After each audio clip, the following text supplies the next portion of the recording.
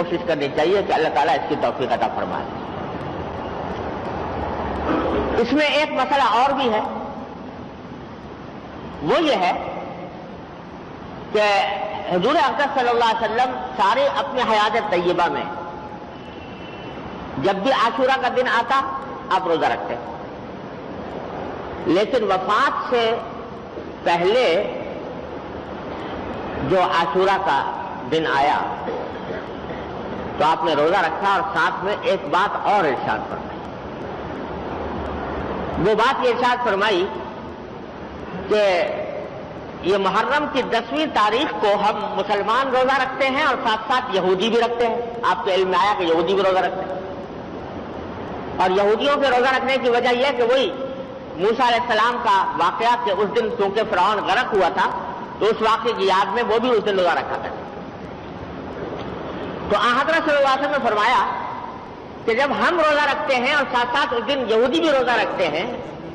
تو ایک ہلکی سی مشابہت پیدا ہو جاتی ہے ان کے ساتھ، وہ بھی روزہ رکھتے ہوئے ہم بھی روزہ رکھتے ہوئے، تو ایک مشابہت پیدا ہو جاتی ہے۔ اس واسطے آپ نے فرمایا کہ اگر میں اگلے سال زندہ رہا تو آئندہ صرف عاشورہ کا روزہ نہیں رکھوں گا بلکہ اس کے ساتھ ایک روزہ اور ملاؤں گا، یا تو 9 محرم کا یا 11 محرم، تاکہ یہودیوں کے ساتھ مشابہت جو تھوڑی سی پیدا ہوئی ہے وہ ختم ہو جائے۔ لیکن ہوا یہ کہ اگلے سال سے پہلے، اگلے سال عاشورہ آنے سے پہلے نبی کریم صلی اللہ علیہ وسلم کا وصال ہو گیا اور اس کی پر عمل کی نوبت آپ کو نہیں آئی۔ لیکن چونکہ رسول کریم صلی اللہ علیہ وسلم نے یہ بات ارشاد فرما دی تھی، اس واسطے صحابہ کرام رضی اللہ تعالیٰ عنہم اجمعین نے عاشورہ کے روزے میں اس بات کا اہتمام کیا کہ چونکہ حضور کی خواہش یہ تھی لہذا عاشورہ کے ساتھ ایک دن ملا کر رکھا، 9واں روزہ یا 11واں روزہ، اور اس کو مستحب قرار دیا۔ اور تنہا عاشورہ کے روزہ صرف ایک دن کا روزہ رکھنے سے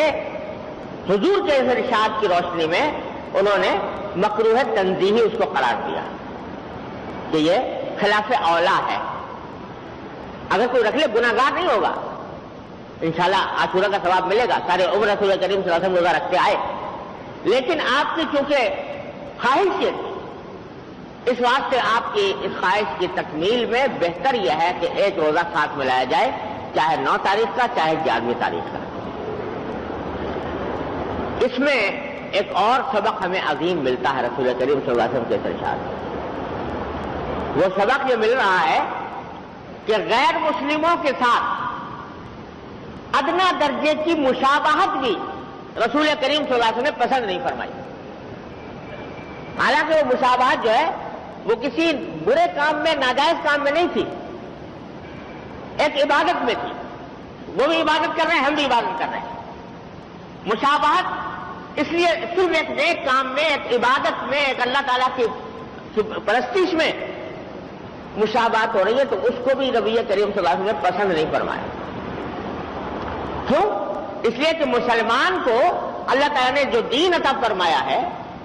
وہ سارے ادیان پر فوقیت رکھتا ہے، سارے ادیان سے ممتاز ہے، لہذا ایک مسلمان کا ظاہر و باطن بھی غیر مسلم سے الگ ہونا چاہیے، ممتاز ہونا چاہیے۔ اس کا طرز عمل، اس کی چال ڈھال، اس کی وضاحت، اس کا سراپا، اس کے اعمال، اس کے اخلاق، اس کی عبادتیں، ہر چیز غیر مسلموں سے ممتاز ہونی چاہیے۔ سوشل میڈیا پر سب سے قدیم اور سب سے ریلائبل برانڈ درسقرآن.com